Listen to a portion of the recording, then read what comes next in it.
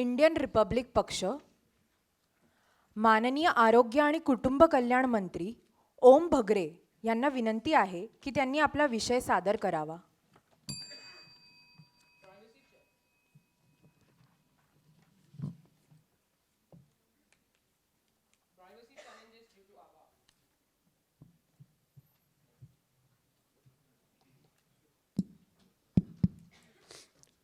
Privacy challenges due to ABHA. Good evening, respected judges, opposition party members. I am Om Yogesh Bhagare from Indian Republic Party as in the role of Cabinet Minister. Today we are focusing on our topic privacy challenges due to ABHA, means Ayushman Bharat Health Account. ABHA is a 14-digit unique number identifier self-declared username that enables to share access and health records to identify people and thread their health records only with their consent across multiple healthcare service providers duly linked with Aadhaar card and PAN card. Prime Minister Shri Narendra Modi launched Ayushman Bharat Digital Health Mission on 27 September 2021. The mission aims to provide a digital health ID to all citizens of India. Benefits of ABHA. It covers up to 3 days pre-hospitalization and 15 days post-hospitalization and expenses such as diagnostics and medicines. Nearly 22 crore beneficiaries verified under ABHA scheme as of 2023-24 budget. It has also covered 1,99,241 registries from people and 13,11,437 apps which have added health records. It covers up to a treatment of 5 lakhs eligible criteria whose family's annual income is less than 2.5 lakhs. It covers non-intensive and intensive care services, diagnostic and laboratory inspections, food services, accommodation benefits, digital health records, secure and private voluntary opt-in, personal health records PHR. As we all know, the internet is becoming the town square for the global village of tomorrow, but there also are certain dispositions. Yes, I'm talking about the privacy challenges due to ABHA. Firstly, privacy and data breach. On 23rd November, AIIMS New Delhi issued a statement saying their server withheld details of their outpatient and inpatient digital hospital services including smart lab, billing, report generation, appointment system were affected. As per statistics from 2005 to 2019, the total number of individuals affected by healthcare data breaches was 249.9 million cases worldwide. The Anthem data breach is regarded as one of the biggest healthcare data breaches in history after a series of cyber attacks executed by hackers compromised by the EPHI, Electronic Protected Health Information, of nearly 79 million people in 2015, reported by HIPAA, biggest violation cases worldwide. Through these examples, we can understand that how malicious the data breach can be. Secondly, we have huge requirements of skilled laborers, data leakage issue. This includes loss of personal information linked through Aadhaar number, PAN card number, or the unique ID of this card, manipulation of sensitive information, etc. Lack of knowledge in rural areas. What may happen to stolen healthcare data? According to Reuters, buyers might use the information to create fake IDs to purchase the medical equipment or drugs, or to file a false insurance claim. To solve all these issues, we wish to implement few solutions. They are as follows. For the issue of privacy and data breach, we would like to implement distributed ledger technology, which is similar to a blockchain technology, which facilitates secure transfer of patients' medical records, manages the medicine supply chain, and helps healthcare researchers to unlock genetic code. In this, it is a decentralized, distributed, and public digital ledger that is used to record transactions across many computers so that record can be alerted retroactively. We would also execute the law of ethical hacking method, wherein all professional technophiles, white hat hackers would work on this project and recommend in app development. We would also like to make provision for funding with the help of privatization for the future safety of the scheme and for the good needs, as it can enhance and launch fresh employment and ideas. With the help of smart contract, we can be able to protect the data in both ways, as double power will be useful, as it is a simple program stored on a blockchain that run with predetermined conditions that are met, as it can also help us to be trusted within the information and it can be secure. So looking forward positively, in this health policy, we can upgrade ourselves and spread awareness. This can help our country for the upcoming digital era and modern technology in next 5 years, as from our party's view. Thank you.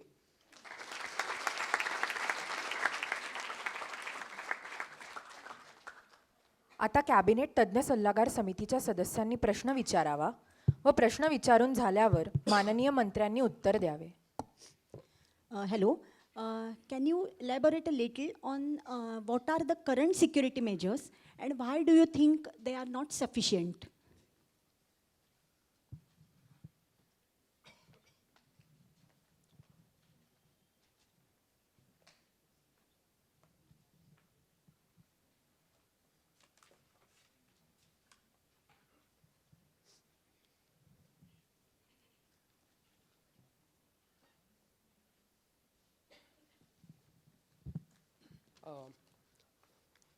It is a security in blockchain.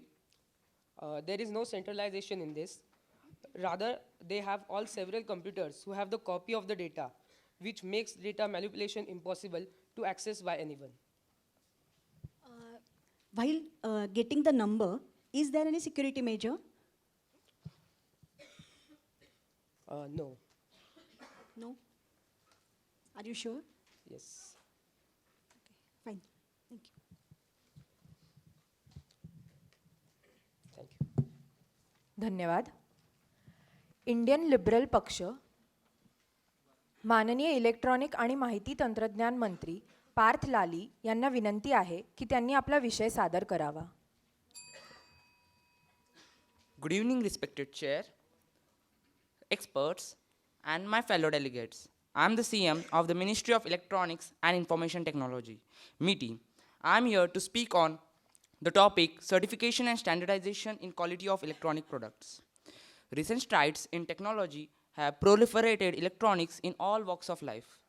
But like every technology, electronics too has its hazards in the form of electric shocks, emission of toxic fumes, fire, radiation, implosion, injuries due to improper construction of appliances, etc. An ideal situation would be that every component and equipment is so designed, produced, and tested that it would not be a source of danger in normal use or otherwise. In practice, there is a need to reduce this inherent risk within acceptable limits, laid down in various national or international standards, keeping in view the working environment and utilization of the product. This process of developing, promoting, and possibly mandating standards based on compatible technologies and processes is called standardization.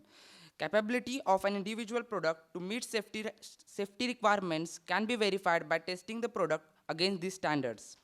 Safety testing, certification, and a consequent mark of conformity on electronic products as per standards is in vogue in majority of the countries and desired by most of the customers. There are strict legislations in many countries on mandatory compliance of safety requirements for imported as well as locally manufactured products. Therefore, for global trading and domestic supply of Indian electronic products, it is essential that these products not only meet safety standards but are also certified to the standards. The Bureau of Indian Standards, BIS, is the national standards body of India under the Department of Consumer Affairs, Ministry of Consumer Affairs, Food and Public Distribution, Government of India. BIS certification or BIS registration ensures the quality, safety, and reliability of products in accordance with Indian standards. IS. There are four main categories of electronic devices: domestic, industrial, medical, and military. Almost all the products from all these categories require certification. To promote quality of electronic products manufactured or assembled in India, we decided to implement a scheme, namely the Incentives on Certification Scheme, ICS, especially for electronic components and devices, under which we are going to provide an exemption of 4% on the corporate taxes and a subsidy of 60% on certification to eligible companies. This scheme mainly focuses on consumer electronics and is limited to small-scale manufacturing. The second major initiative taken by our party is to make certification marks readable by your mobile phones. It means whenever you'll scan the BIS certification marks on a product using the BIS Care app, it will show you the BIS certificate and other details about the product, and most importantly, whether the mark is authentic or not. Finally, As many people and manufacturers are still not much aware of these marks, we have decided to start the Jago India campaign throughout the country, under which our volunteers are going to visit various schools, colleges, workspaces, and manufacturing units, spreading importance of standardization and certification among them. To execute these solutions, we require a total budget of 60 CR, out of which 20 CR will be invested in this IC scheme, as we expect almost 5,000 certifications would be done under this scheme in the following year. The remaining 40 CR would be used for conducting various courses, sessions for manufacturers and other people, and also for spreading awareness through paid medias. Thank you.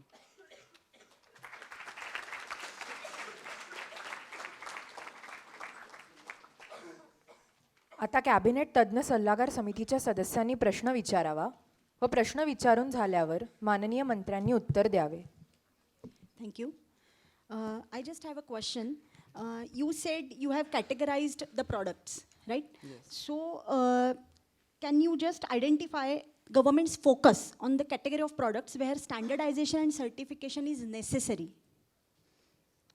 I think the most important part will be the consumer electronics, because as military devices are almost bought by government itself, so there will be no need to invest time in that, and medical devices are actually taken by experts, means doctors take with expertise, so there will also be not required much interference of government.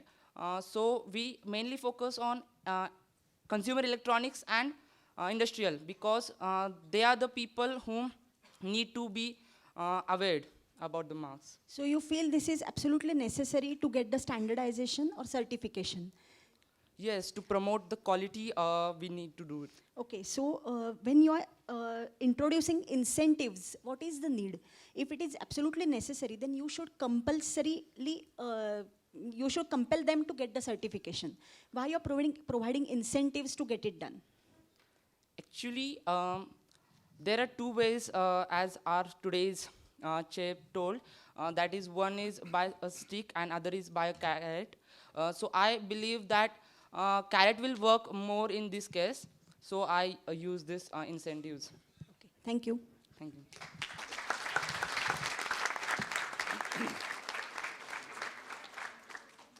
धन्यवाद. सक्षम भारत पक्ष. माननीय परराष्ट्र मंत्री सई शिवगुंडे यांना विनंती आहे की त्यांनी आपला विषय सादर करावा. Very good evening to respected judges and all the MPs present over here. My name is Saee Shivgunde and I am the Cabinet Minister of the Ministry of External Affairs.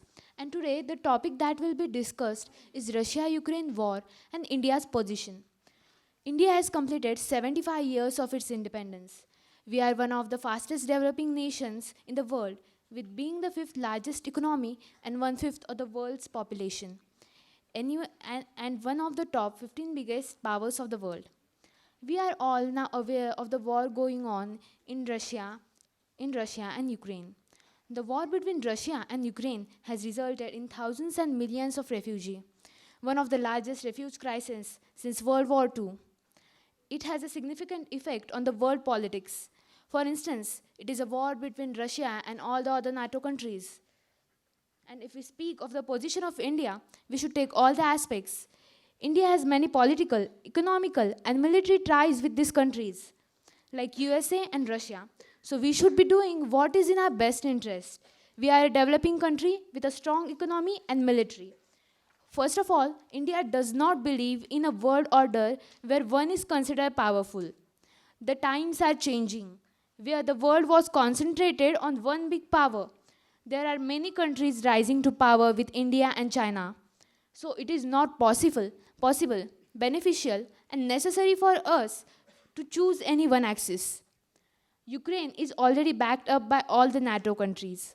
So it will not make any difference if we support Ukraine and even worsen our relationship with Russia. And if we align with Russia, it will be a direct oppose to the European policies and NATO as well, and all other countries which are supporting Ukraine. And as a democracy, it will be a moral question on us that how can we support this type of invasion? So the best thing we can do is decide what is in our best interest and follow the non-alignment policy. The non-alignment policy was started by our former Prime Minister Jawaharlal Nehru and follows the five basic principles that are peaceful coexistence, equality and mutual benefit, mutual non-interference in domestic affairs, non-aggression and mutual respect for each other's territorial integrity and sovereignty. In the Cold War, world wanted India to take a firm stand. But because of the circumstances of the time, it was not beneficial for us to participate in this conflict. Therefore, Indian leaders took the support of the non-alignment policy. We are watching the history repeating itself. And this time as well, we should not interfere in this war. This also clears the point that we are neutral.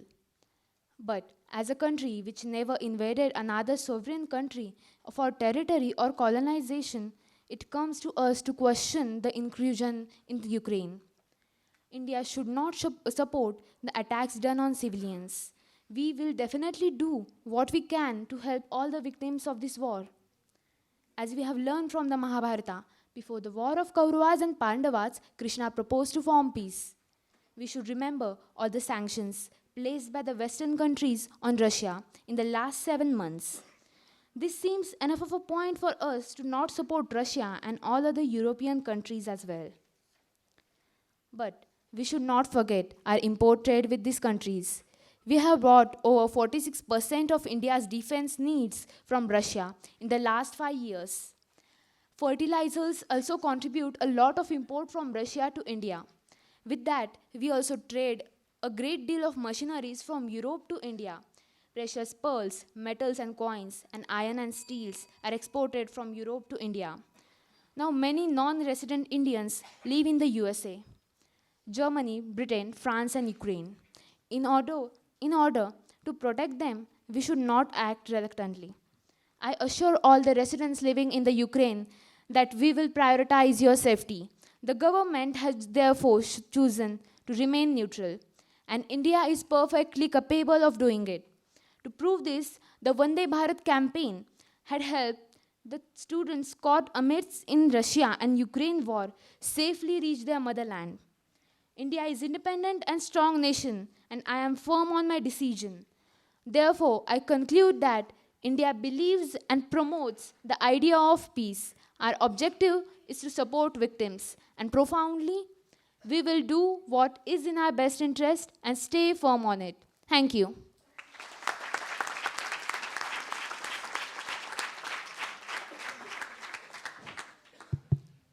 आता cabinet तज्ज्ञ सल्लागार समितीच्या सदस्यांनी प्रश्न विचारावा व प्रश्न विचारून झाल्यावर माननीय मंत्र्यांनी उत्तर द्यावे. Honorable Minister, External Affairs. So, as we all know, external affairs and the geopolitics is very delicate side of for any country. So, there is no right or wrong. Maybe situations, drives us to take any call.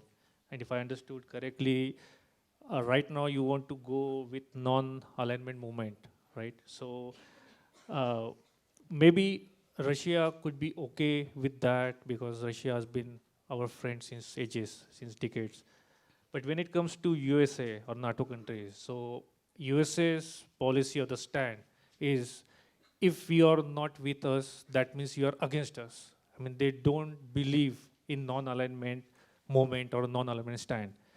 So my question to you is, at this point of time, if you go with the non-alignment movement, it will highly impact our trades with USA, which is into billions currently. It will definitely impact our military equipments exchange, military technology exchange.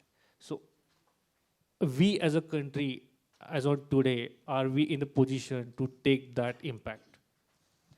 Okay, so first of all, I have mentioned in my speech that India will do what is in its best interest. And we will definitely do it. Because first of all, we are not going to do this because of our relationships with these countries. We have many export and import trades going on with USA and Russia. So we also have many trades with Russia. And if we align with Russia, then it will definitely be opposed to European countries. Therefore, I say that my opinion is that we should remain neutral, because that is the most perfect decision that we can make. First of all, USA as a country is like an unstable relationship with USA if we support USA. Therefore, I think that we should definitely remain neutral and non-aligned, because that serves the best decision for our country and is really beneficial for our people as well. So we should do what is in the best interest for our people. And we are the government for the people, by the people, and we will do what we can to benefit our people. Thank you. All right, thank you.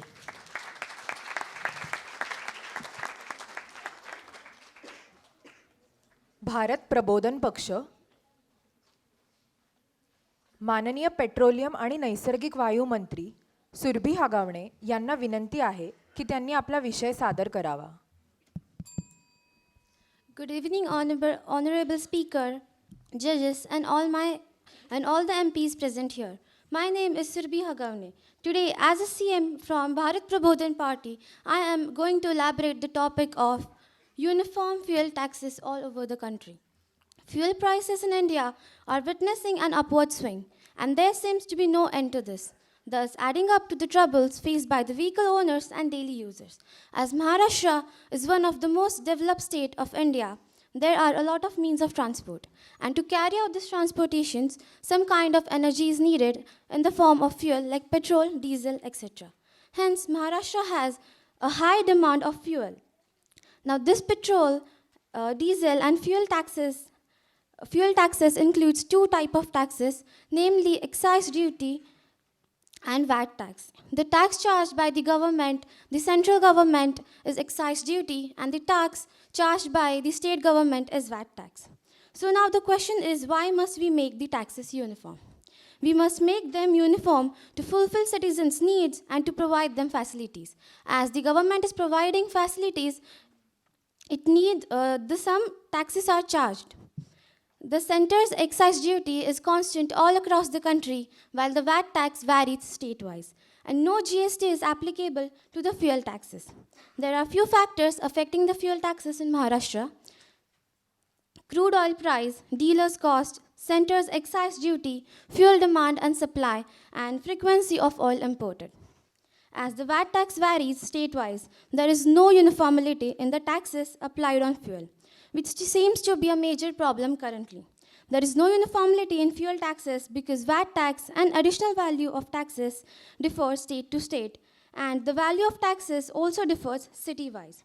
For example, in Maharashtra, we pay 25% of VAT tax and 10 rupee 12 paise per liter for petrol, and 21% of VAT tax plus 3 rupees per liter for diesel. But except for Mumbai, Navi Mumbai, Thane, Amravati, and Aurangabad. In these above cities, we have to pay 26% of VAT tax and 10 rupee 12 paise per liter for petrol, and 24% of VAT tax plus 3 rupee per liter for diesel. After many intermingling sessions, we have decided that tourist travelers, common people, and their rights, and the scarcity of fuels in our country, we, the ministers and Prime Minister, have decided to apply uniform taxes on fuels. So, to avoid these differences in fuel taxes, we can charge alternative tax commissions from the other sources. Tourism is an excellent source of obtaining revenue, as Maharashtra has many good tourism sites like Mahabaleshwar, Kaspatar, etc. As the local people or the local citizens do not visit the places frequently, mostly outsiders and the people from other states visit them often. And the tax can be fulfilled and the local people or citizens' demand is also satisfied. For example, if we pay 20% of VAT tax on fuel, the 5% tax can be increased in the tax on the tourism department. The other 5% tax can be obtained by increasing some toll tax from the people coming from the other states to Maharashtra. So, in total, 10% tax can be reduced, and then the government has enough financial support to develop their state. Step by step, this can be applied to all over the country, and the taxes on fuel can be made uniform, or the best option could be bringing the VAT tax under the central government, as the value of excise duty is constant all across the country. If the VAT tax comes under the central government, probably VAT tax can be uniform all over the country. In the case of disagreement of states, saying that the scarcity of fund or development, the government can provide them some compensation for some sort of periods. The compensation can be provided from the collected GST, as every state has to pay GST to the government. Now, the government has enough fund to provide compensation. In this way, the fuel taxes can be uniform all across the country. Thank you.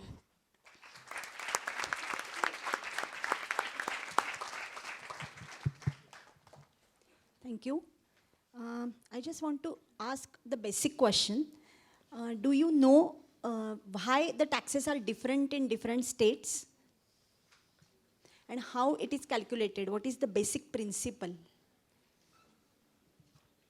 The dealer's cost is also a factor affecting the tax which state charges. Okay. And some added values are also there, as every state has different demand of fuels. Every state has different demand, like different amount demand. They have different sources. So as per, they have to also pay further for the imported fuel, as they are importing the fuel in the state. So even they have to pay some charges to them. So as according to their commission or their cost, it can vary from state to state. okay, so you propose to uniform it across India, right? So how do you plan to make good the losses of the states? And you propose some schemes like adding taxes on some tourism or places. But do you feel the two figures match? Actually, as we say, like I gave an example, as if we pay, as an example, 20%, so 5% we can add in tourism. Like not all the revenue obtained can be like charged, but step by step it can be there. So if 10% of the tax is reduced in one state, step by step we can apply this on every state, every district, and in that way we can make all the taxes uniform all across the country, and then state will also not be in the loss, as they are getting the revenue from these other sources. So you plan to match the revenue they get from the fuel tax from other taxes. Yeah. So you want to burden people other taxes No. than fuel tax. No, I said that right now I would think about my state. So as I said, many other tourists from different states, and I have also about the toll tax, like when a citizen or a person enters Maharashtra from the other state, so basically that person is using the facilities which are provided to them by the state government of Maharashtra. So from them we can charge that revenue to like fulfill the demand. Okay, I think you need to study from a center's point of view, not only one state's point of view. Okay? Thank you. Thank you.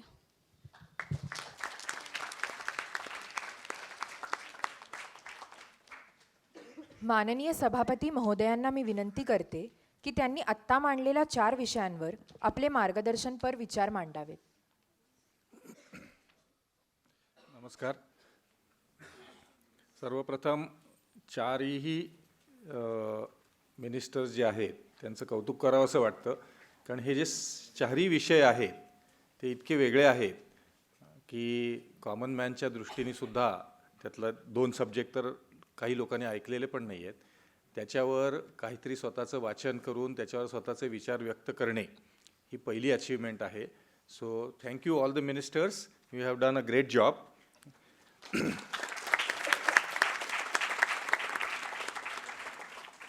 आता एक मुद्द्यावर जर बोलायचं म्हटलं तर आभाचा जो विषय आहे त्याच्यामध्ये काही चांगले मेजर्स सजेस्ट केले गेले, पण त्याच्यातला जो महत्त्वाचा मुद्दा जो आहे आभामध्ये की recording the health history of a individual. एक उदाहरण देतो तुम्हाला की एक पेशंट होता, त्याला लंग्समध्ये काही ट्युमरस काहीतरी ग्रोथ होती आणि डॉक्टरनी शेवटी कन्क्लुजन काढलं की he has to be operated. शेवटी त्या डॉक्टरना वाटलं की ऑपरेशन सगळं सेट झालं. ते नातेवाईकांना विचारलं पूर्वीचे काही रिपोर्ट्स आहेत का, तर 2 दिवसांनी त्या माणसाची बायको जुन्या फाईलमधनं एक रिपोर्ट 10 वर्षापूर्वीचा घेऊन आली आणि त्याच्यात एक्झॅक्टली त्याच पोझिशनला ती ट्युमरस ग्रोथ होती. मग त्या ऑन्कॉलॉजिस्टनी स्टडी केल्यावर त्याचं असं लक्षात आलं की 10 वर्ष या ग्रोथमध्ये काहीही फरक पडलेला नाही आहे, त्या स्थितीमध्ये आहे, त्या साईजमध्ये आहे. So there is no need of operation. So ही जी मेंटल ॲगॉनी आणि मेंटल हे आहे that was avoided because of this. So past report record. आता विषय असा आहे की प्रायव्हसीचा. तर प्रायव्हसी करता जसे हॅकर्स आहेत तसे डेव्हलपर्स पण आहेत. So there are various measures can be taken to protect your privacy. So मला असं वाटतं की इनिशिएटिव्ह खूप चांगला आहे, पण त्याच्यात बाकीच्या सगळ्या ज्या प्रिकॉशन्स घ्यायला लागतात. आता Aarogya Setu is one of the example. दुसरी गोष्ट म्हणजे आपल्या देशामध्ये लोकांची म्हणजे गव्हर्नमेंट ज्याला अथॉरिटी आहे त्यांनी जर ॲनालिसिस केलं तर या रिपोर्टवरनं समजतं की डिसीज प्रोफाईल काय आहे. म्हणजे प्रोफाईल स्टडी होऊ शकतो. अनेक गोष्टी ज्याच्यातनं इन्फॉर्मेशन आपल्याला एक्स्ट्रॅक्ट करायला स्कोप असतो. तर त्याच्यामुळे प्रायव्हसी हा एक विषयाचा फार मोठा बाबू न करता त्याच्याकरता आपल्याला काय काय मेजर्स घेता येतील असा विचार करून वी शुड प्रोसीड आहे. So this is one of the suggestion to the minister and his colleagues. दुसरा विषय जो होता तो इलेक्ट्रॉनिक्सच्या वरचं सर्टिफिकेशन आणि त्याच्यावरचं स्टँडर्डायझेशन. माननीय मंत्र्यांनी जे सांगितलं त्याच्यामध्ये एक मुद्दा फक्त मला ॲड करावा असं वाटतो की काही चांगले विचार त्यांनी त्याच्यात सांगितले होते. फक्त एकाच मताशी मी सहमत नाही आहे की हाऊसहोल्ड आयटमपेक्षा क्रिटिकल आयटम जे आहेत मग क्रिटिकल आयटममध्ये काय होतं की स्पेस शटलमध्ये खूप वेळा इलेक्ट्रॉनिक इक्विपमेंटचा वापर होतो. हेल्थ एरियाजमध्ये हेल्थ इक्विपमेंट्समध्ये आज मोठ्या प्रमाणावर या गोष्टीचा वापर होतो. फूड इंडस्ट्रीमध्ये मोठ्या प्रमाणावर इलेक्ट्रॉनिक्सचा वापर होतो.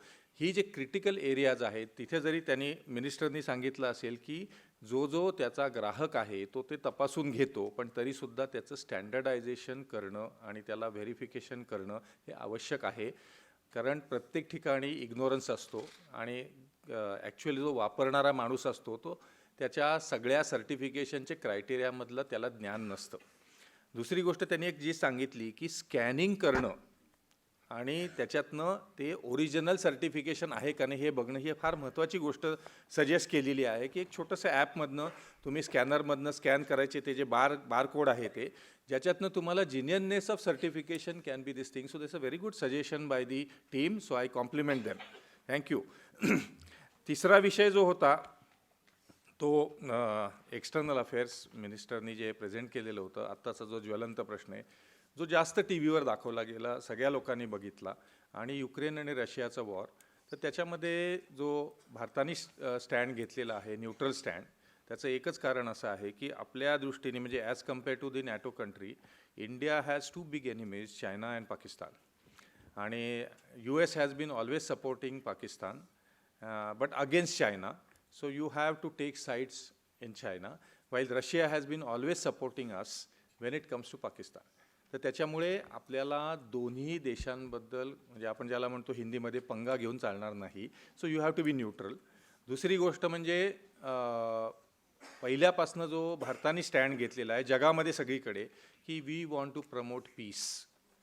Because war, nobody can, in this today's world, nobody can afford war. You are seeing the situation, what is happening in other neighboring countries. So what I am saying is that की ह्यांनी जे stand घेतलेला आहे Indian stand आणि जो आता ह्याच्यातनंही reflect झालेला आहे तो that's a very good stand. आणि मला असं वाटतं की चांगलं प्रेझेंटेशन केलं. सो तुमच्या सर्व टीमचं कौतुक त्याच्याबद्दल. आणि शेवटचा जो विषय होता तो त्याच्यामध्ये युनिफॉर्म टॅक्सिंगचं. तर त्याच्यात एकच मुद्दा होता की it's a very complicated subject because it relates to the state subject as well as the central subject. It's a question of compromise. So जेव्हा तुम्ही युनिफॉर्म टॅक्सचं सेंटर जेव्हा अपील करतं त्यावेळेला higher tax if it has to be reduce there is a loss of revenue to the state and everybody has to think of the ways and means of compensating the loss of revenue. आणि त्याच्याकरता देर are various measures. पण सर्वात महत्त्वाचा मुद्दा असा आहे की fuel cost और transport cost is one of the item of any commodity which is being transported.